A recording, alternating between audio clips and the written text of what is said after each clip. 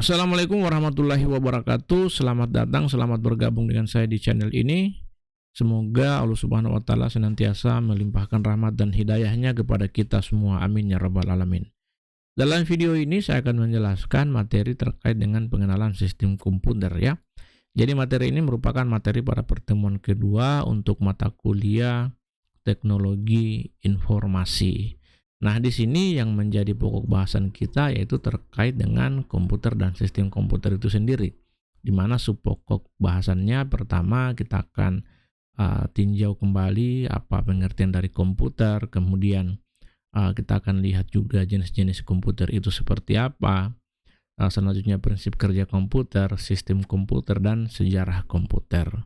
Nah, mudah-mudahan apa yang akan saya jelaskan dalam video ini bisa memberikan sedikit gambaran bagi rekan-rekan mahasiswa sekalian terkait dengan komputer yang mungkin sudah digunakan setiap hari ya untuk saat ini.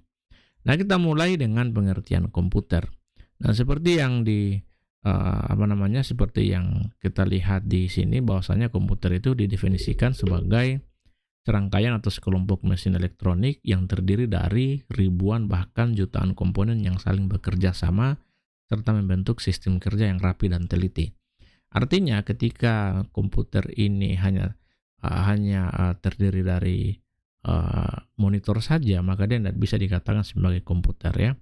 Kalaupun misalnya hanya monitor dan keyboard misalnya, atau monitor, keyboard, dan mouse, dia tidak bisa dikatakan sebagai komputer. Kenapa? Karena kalau hanya monitor dan keyboard saja, maka dia tidak bisa digunakan sama sekali. Jadi harus lengkap semuanya. Harus ada monitornya, harus ada keyboardnya, harus ada mouse-nya, harus ada CPU-nya. Dalam CPU ini ada lagi berbagai macam perangkat yang saling terintegrasi satu sama lain sehingga bisa melaksanakan satu fungsi tertentu, kira-kira seperti itu. Nah, begitu juga sebaliknya, kalau hanya CPU saja yang ada, tanpa monitor, tanpa keyboard, tanpa mouse, maka dia tidak bisa dikatakan sebagai komputer. Jadi komputer itu satu kesatuan, serangkaian atau sekelompok mesin elektronik ya, seperti itu. Nah, di sini kita bisa lihat ada beberapa jenis komputer ya. Jadi jenis-jenis komputer ini dibagi menjadi 3. Ya, pertama berdasarkan data yang diolah, kemudian berdasarkan ukurannya, dan yang ketiga berdasarkan penggunaannya. Nah, berdasarkan data yang diolah, komputer itu terdiri atas 3 bagian ya. Ada yang namanya analog komputer, kemudian ada yang namanya digital komputer, dan ada yang namanya hybrid komputer. Nah, sedangkan berdasarkan ukurannya ini dibagi menjadi 4 bagian.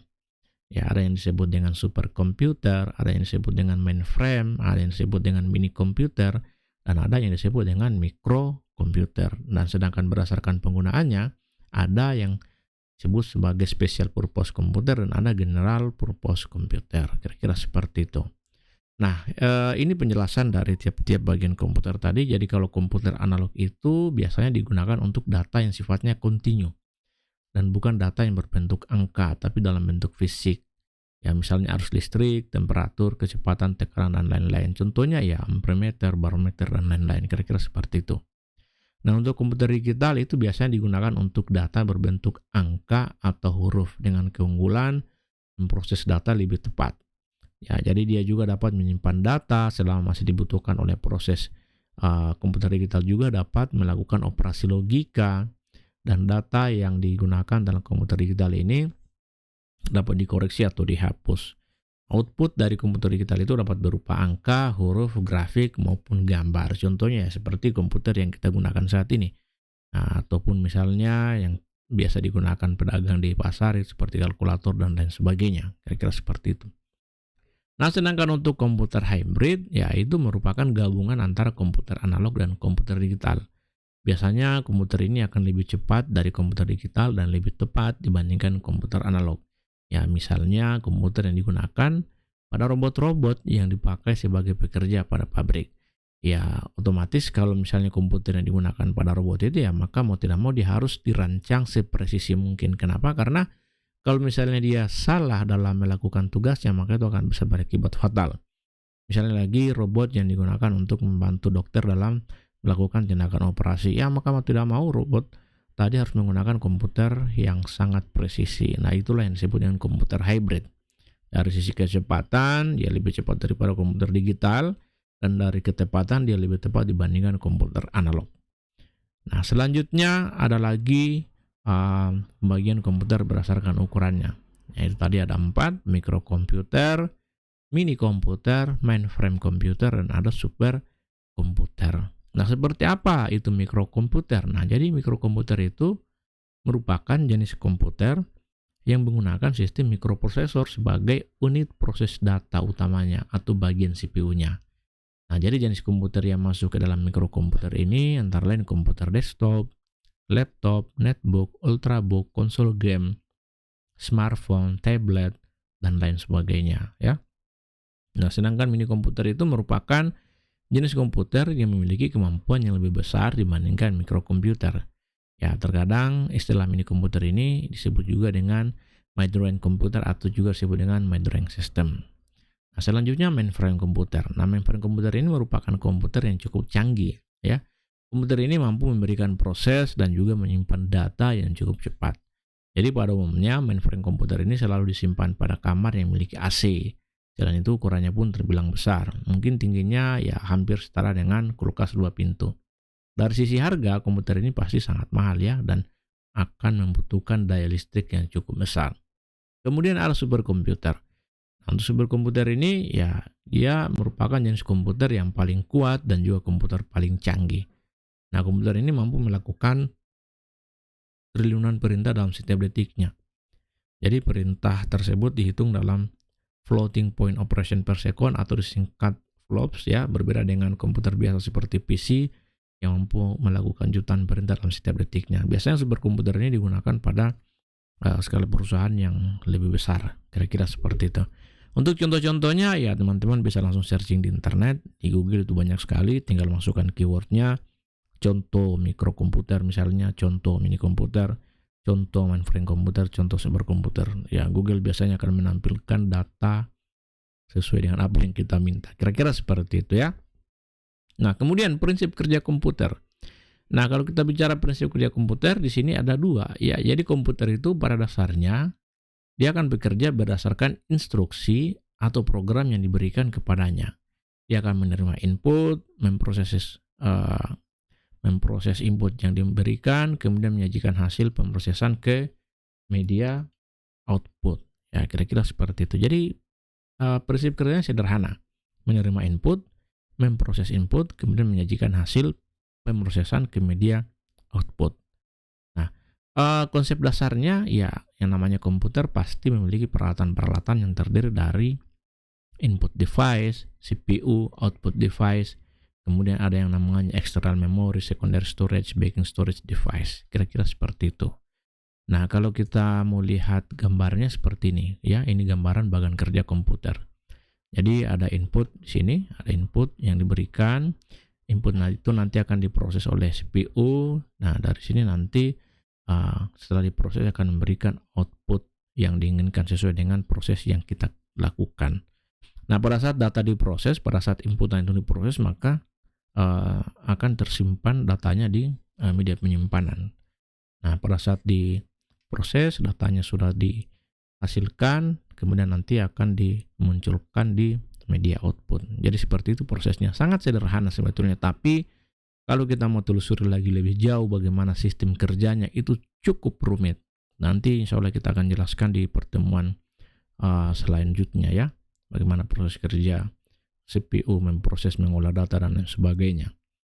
Nah, di sini kita bisa lihat misalnya input device ya, contoh-contohnya ya. Input device itu dapat diartikan sebagai peralatan yang berfungsi untuk memasukkan data ke dalam komputer.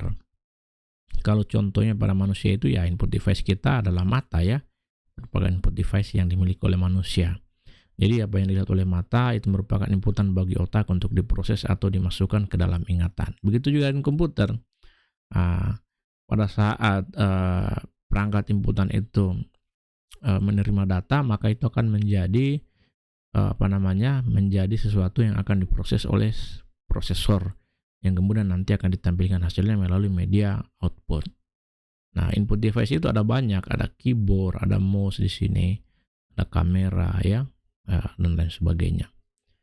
Kemudian output device. Ya, output device ini ya peralatan berfungsi untuk mengeluarkan hasil pemrosesan atau pengolahan data dari CPU ke media output. Nah, kalau pada kehidupan kita, ya menulis itu sebagai cara untuk mengeluarkan hasil pemikiran dari otak ke media tulis. Nah, kalau di komputer, ya banyak sekali ya media output yang biasa kita gunakan. Ada monitor, printer, speaker, plotter, dan lain sebagainya. Selanjutnya, external memory, secondary storage, backing storage device. Nah, ini peralatan berfungsi untuk menyimpan data dan program. Ada banyak sekali media penyimpanan, ada hard disk ya. Kalau yang dulu ada namanya disket ya. Yang sebelumnya juga ada yang kita kenal sebagai compact disk ya, flash disk, hard disk eksternal, dan sekarang kita mengenal istilah SSD ya. Kira-kira seperti itu. Nah, kemudian CPU, Central Processor Unit. Nah, ini CPU yang paling vital perannya dalam sebuah komputer. Jadi dia sebagai pemegang kendali jalannya kegiatan komputer. Berfungsi sebagai tempat untuk melakukan pengolahan data. Jadi data yang ada di CPU ini akan dicatat, dilihat, dibaca, dibandingkan, dihitung, diurutkan, dan lain sebagainya. Jadi dia akan diproses sesuai dengan instruksi, sesuai dengan aksi yang kita lakukan. Nah, biasanya CPU ini ya diartikan sebagai perangkat pemroses atau lebih sederhananya kita sebut sebagai prosesor. Nah, di sini CPU itu disebut sebagai otak pada komputer. Jadi kalau komputer itu tidak memiliki CPU, tidak memiliki prosesor, maka dia tidak bisa bekerja ya. Karena tidak ada otaknya. Tidak ada bagian yang bisa mengolah data untuk menghasilkan satu informasi yang dibutuhkan oleh user. Kira-kira seperti itu. Nah, CPU sendiri dibagi menjadi beberapa komponen ya. Ada control unit, ada arithmetic logical unit, dan ada namanya register. Ya, control unit itu berfungsi untuk mengatur seluruh operasi komputer. Nah, kemudian arithmetic logic unit itu untuk melaksanakan berbagai macam perhitungan dan logika.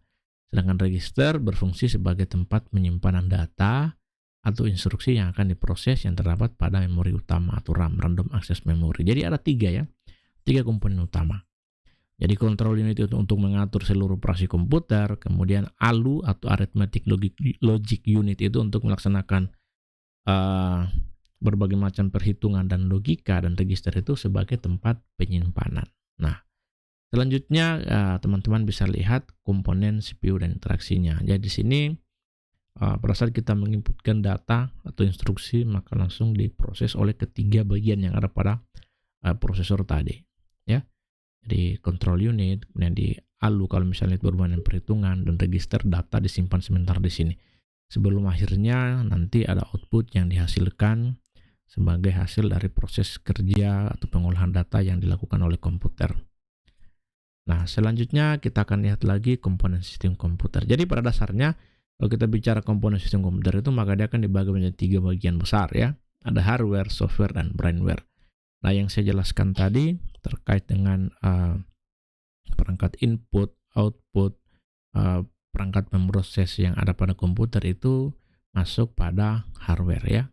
Nah, sedangkan untuk software nanti insya Allah saya akan jelaskan secara terpisah karena ini cakupannya cukup luas. Begitu juga dengan brainware, nanti kita akan jelaskan secara terpisah di pertemuan selanjutnya karena cakupannya juga cukup luas. Kemudian kita akan coba lihat bagaimana sejarah singkat perkembangan komputer ya. Secara singkat perkembangan komputer. Jadi sebelum kita sebelum pada akhirnya hari ini kita menggunakan komputer yang ukurannya kecil, bisa ditenteng di dalam tas, dan bahkan bisa dimasukkan dalam map ya. Sebelum itu ada komputer yang ukurannya jauh lebih besar ya, hampir 100.000 kali lipat daripada itu. Yang ukurannya hampir sama seperti ukuran rumah. Makanya di sini kita akan coba lihat bagaimana sih sejarah perkembangan komputer mulai dari komputer pertama sampai dengan komputer yang hari ini kita gunakan. Nah, ada namanya generasi pertama. Jadi komputer ini diawali dengan penemuan tabung hampa udara ya sebagai alat penguat sinyal. Jadi ada vacuum tube ya. Itu yang ditemukan pertama kali, yang kemudian ini menginspirasi lahirnya komputer. Hanya saja vacuum tube ini dia cenderung lebih panas. Makanya dia harus dinetralisir dan komponen lain sebagai pendingin. Nah, penambahan komponen-komponen itu sehingga mengakibatkan komputer yang diciptakan di generasi pertama ini cukup besar, sangat besar, berat, dan tentu saja mahal ya.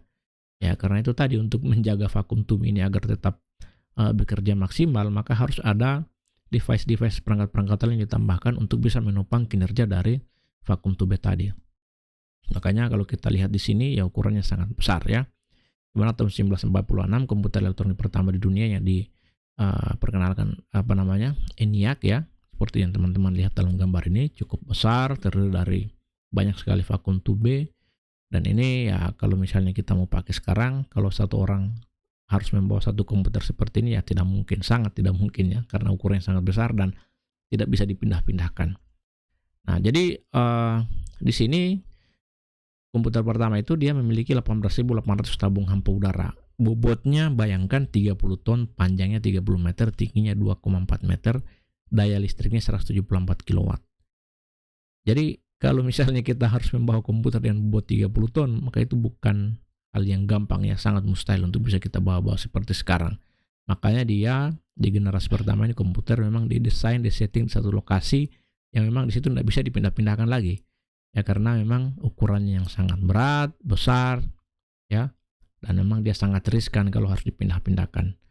Nah, seiring berkembangnya waktu, kemudian pada pertengahan tahun 1940, Johann von Neumann ini bergabung dengan tim University of Pennsylvania dalam usaha membangun konsep desain komputer yang hingga 50 tahun mendatang masih dipakai dalam teknik komputer menghasilkan arsitektur komputer yang disebut dengan model von Neumann. Nah, makanya tahun 1951 UNIVAC 1 itu, Universal Automatic Computer 1 yang dibuat oleh Remington Rand, itu menjadi komputer komersial pertama yang memanfaatkan model arsitektur von Neumann tersebut. Nah, selanjutnya muncul komputer generasi kedua.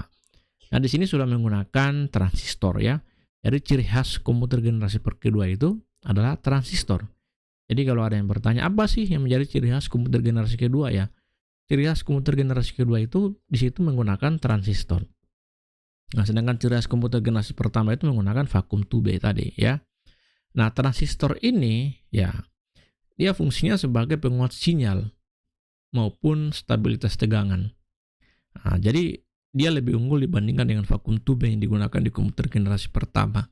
Keunggulannya dia tidak mudah pecah, tidak menyalurkan panas, sehingga komputer lebih kecil dan murah. Jadi ukuran komputer di generasi kedua ini sudah jauh lebih kecil dibandingkan dengan ukuran komputer di generasi pertama. Nah, sehingga pada tahun 1960-an, komputer komersial menggunakan transistor diperkenalkan oleh IBM. Namanya komputer IBM 7090 buatan Amerika Serikat. Ini merupakan komputer yang menggunakan transistor yang populer.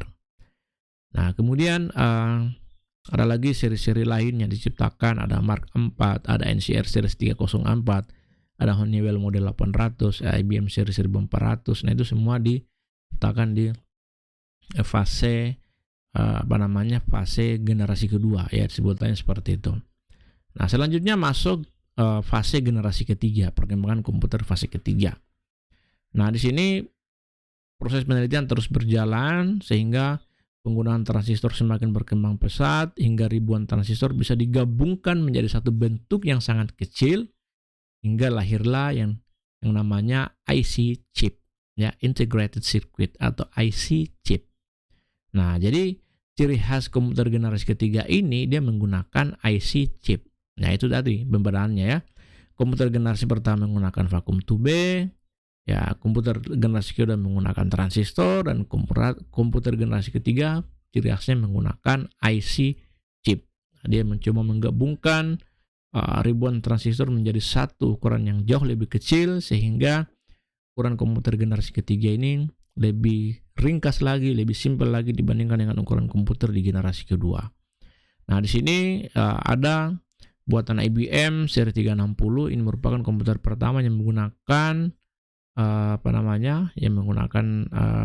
itu ada IC chip ya. Itu diperkenalkan tahun 1964. Modelnya sudah lumayan. Ya, kalau kita lihat-lihat ini hampir sama dengan mesin fotokopi sekarang ya. Ya, kira-kira seperti itu. Nah, selanjutnya ada lagi perkembangan penelitian terus berlanjut, tidak berhenti sampai di IC chip. Ilmuwan-ilmuwan tidak kehabisan akal, mereka terus berinovasi sehingga lahirlah yang namanya mikroprosesor. Jadi mikroprosesor ini merupakan pemadatan ribuan IC ke dalam sebuah chip. Jadi ini merupakan ciri khas komputer generasi keempat, mikroprosesor.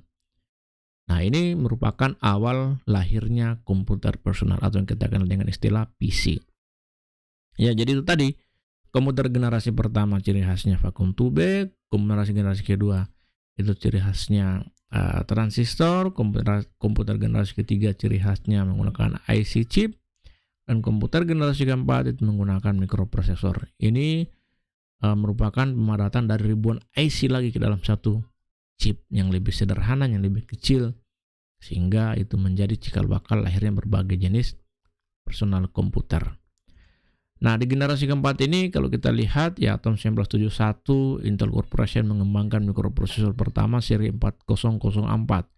Kemudian Steve Wozniak dan Steve Jobs mengembangkan Apple I komputer dengan memasukkan mikroprosesor ke sirkuit board komputer. Kemudian TRS model 80 dengan prosesor Motorola E68000. Selanjutnya ada Zilog Z80 menggunakan 64 KB RAM. Kemudian ada lagi Apple IIe komputer dengan prosesor 6502R dan RAM 64 KB. Operasi sistemnya CPU M8 bit.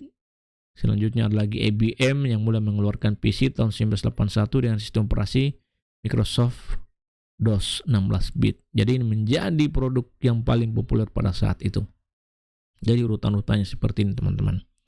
Nah, selanjutnya mikroprosesor terus berkembang ya menjadi LSI, Large Scale Integration.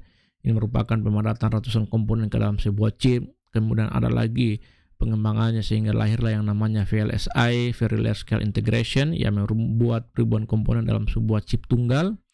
Selanjutnya ada lagi perkembangan dari VLSI menjadi ULSI, Ultra Large Scale Integration. Jadi ini meningkatkan jumlah tersebut menjadi jutaan lagi. Jadi jauh lebih kecil dan sampai saat ini ukurannya hampir tidak kelihatan lagi ya. Kira-kira seperti itu. Nah, banyak sekali perusahaan-perusahaan yang bergerak di bidang pembuatan mikroprosesor. Yang kita kenal itu, yang paling terkenal itu ada namanya Intel ya, Intel Corporation, ada juga Motorola, Zilog. Hanya saja untuk Motorola dan Zilog ini sekarang sudah hampir tidak kedengaran lagi beritanya ya. Jadi untuk Intel sendiri mengeluarkan model 4004, 4088, 80286, 803886, 80486, kemudian Pentium dan seterusnya sampai akhirnya hari ini kita mengenal Core i7, Core i9 ya. Nah, dan ukurannya jauh lebih ringkas dan lebih ringan lagi dibandingkan dengan personal komputer yang diciptakan di awal-awal lahirnya komputer generasi keempat. Nah, selanjutnya kita coba lihat sedikit terkait dengan arsitektur of von Neumann. Ini yang saya bahas tadi sedikit. Jadi arsitektur ini diciptakan oleh John von Neumann tahun 1903 sampai 1957. Ya, tahun 1957 lah. Jadi arsitektur ini digunakan oleh hampir semua komputer yang ada saat ini. Jadi arsitektur von Neumann ini menggambarkan komputer dengan 4 bagian utama. Ada namanya ALU, unit control, memori, dan alat masukan dan hasil, serta secara kolektif yang dinamakan input output. Jadi gambarnya seperti ini. Ada main memory, ada algoritma logical unit, ada program control, dan input output equipment. Jadi pada dasarnya kalau kita perhatikan semua jenis komputer yang ada saat ini, ya sistem kerjanya seperti ini. Rangkaiannya seperti ini, sederhana ini. Sederhana apa yang pernah digambarkan oleh von Neumann pada tahun 1957. Nah, oke. Nah, jadi kalau kita mau lihat sedikit di sini apa fungsi dari main memory, yaitu sebagai storing program dan data, sebagai tempat penyimpanan program dan data. ALU itu seperti yang saya jelaskan tadi untuk operasi binary data, control unit untuk interpreting instruction for memory and eksekusi, dan input output equipment itu sebagai kontrol bagian yang akan menyajikan output keluaran hasil pemrosesan data. Kira-kira seperti itu. Oke, saya kira itu saja yang bisa saya jelaskan pada kesempatan kali ini. Mudah-mudahan bisa dipahami, bisa dimengerti. Jika ada pertanyaan terkait dengan materi ini, silakan tuliskan di kolom komentar. Nanti kita akan diskusikan. Akhir kata saya ingin ucapkan wabillahi taufiq wal hidayah. Wassalamualaikum warahmatullahi wabarakatuh. Salam dari saya dosen swasta dan terima kasih.